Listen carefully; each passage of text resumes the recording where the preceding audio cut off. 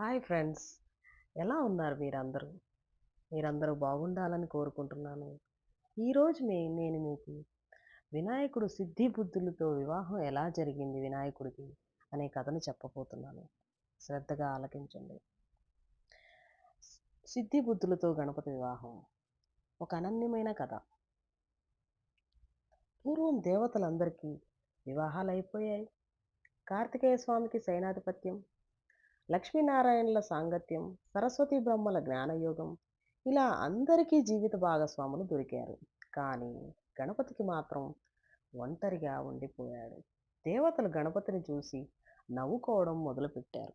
ఏం గణేష, నీకు పెళ్ళెప్పుడు అని ఎత్తి పొడుపు మాటలు అంటుంటారు. గణపతికి కోపం వచ్చింది.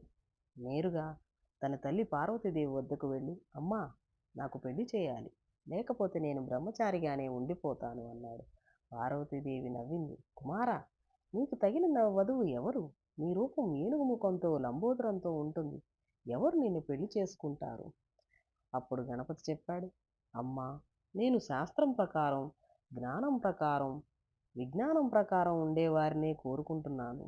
నాకు సిద్ధి అనగా విజయం మరియు బుద్ధి అనగా తెలివి అనే ఇద్దరు వధువులతో పెళ్లి చేయాలి. పార్వతీదేవి ఆశ్చర్యపోయింది. ఇద్దరు భార్యలా అని అడిగింది. అవును, సిద్ధి లేకుండా బుద్ధి నిరుపయోగం, బుద్ధి లేకుండా సిద్ధి ప్రమాదకరం. రెండూ నాకు అవసరం అన్నాడు గణపతి. పార్వతీదేవి విష్ణువు, మహర్షి, బ్రహ్మదేవుళ్లను సంప్రదించి వారు కూడా నవ్వారు. గణపతి చెప్పింది నిజమే. సిద్ధి మరియు బుద్ధి అనే ఇద్దరు కన్యలు ఉన్నారు. వారిని గణపతికి ఇచ్చి వివాహం చేద్దాం. వివాహ వేదికపై గణపతి వరుడుగా అలంకరించబడ్డాడు. ఒకవైపు సిద్ధి, ఆమె రూపం సకల సంపదలు విజయాలతో మెరిసిపోతోంది. రెండో వైపు బుద్ధి, ఆమె రూపం వివేకం తెలివి జ్ఞానంగా ప్రకాశిస్తుంది. మంత్రోచ్చారణల మధ్య గణపతి సిద్ధి మరియు బుద్ధుల చేతులు పట్టుకున్నాడు.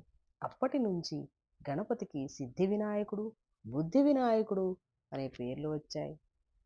ఆ వివాహం తర్వాత సిద్ధి బుద్ధి అనే కుమారుడు సిద్ధికి బుద్ధి అనే కుమారుడు జన్మించాడు.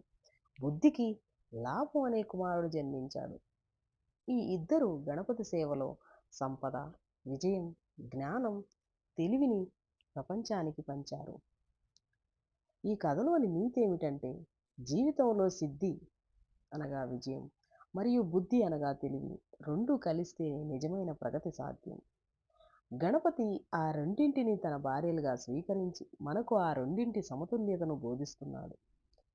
నేటికి ప్రతి విఘ్నేశ్వరుని విగ్రహం పక్కన సిద్ధి బుద్ధులు నిలిచి ఉంటారు.